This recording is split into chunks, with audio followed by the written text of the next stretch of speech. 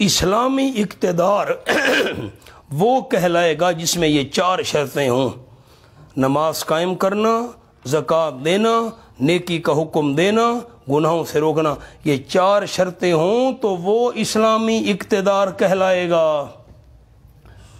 ایک اور جملہ آکھاں، جاگو تا آکھاں نا، سستی بھگاؤ تو۔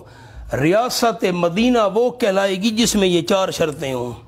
پتہ نہیں یہ جملہ ہی سمجھ آیا کہ نہیں؟ تو آج ریاست مدینہ کا بڑا ڈھنڈورا پیٹا جا رہا ہے نا۔ ریاست مدینہ، ریاست مدینہ وہ ہے جس میں یہ چار شرطیں ہوں۔ جو خود نماز قائم نہیں کرتے، خود زکوٰۃ نہیں دیتے، نیکیوں کا حکم نہیں دیتے، گناہوں سے روکتے، الٹا گناہ کرتے ہیں اور نیکیوں سے روکتے ہیں، یہ ریاست مدینہ ہے۔ نہیں سمجھ آئی تو آپ کو؟ جس میں چار شرطیں ہوں وہ ریاست مدینہ ہے۔ آؤ، فرمایا قاموا الصلاۃ وآتوا الزکاۃ۔ بولا نا، غور کرنا، یہ آیت جو ہے نا ہجرت مدینہ کے فوراً بعد نازل ہوئی۔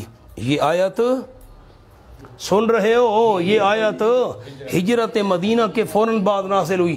اس وقت مسلمانوں کے پاس اقتدار نہیں تھا، خیال کرنا۔ اس آیت میں اقتدار ملنے کی خوشخبری دی جا رہی ہے۔ آیت میں اقتدار ملنے کی خوشخبری دی جا رہی ہے۔ سبحان اللہ۔ حضرت عثمان رضی اللہ تعالیٰ نے بڑا قیمتی جملہ ارشاد فرمایا، عمل کے وجود سے پہلے عمل کرنے والوں کی مدح اللہ کر رہا ہے۔ لکھو جملہ، جلدی کرو۔ عمل کے وجود سے پہلے عامل کی مدح ہو رہی ہے۔ عامل، عمل کرنے والا۔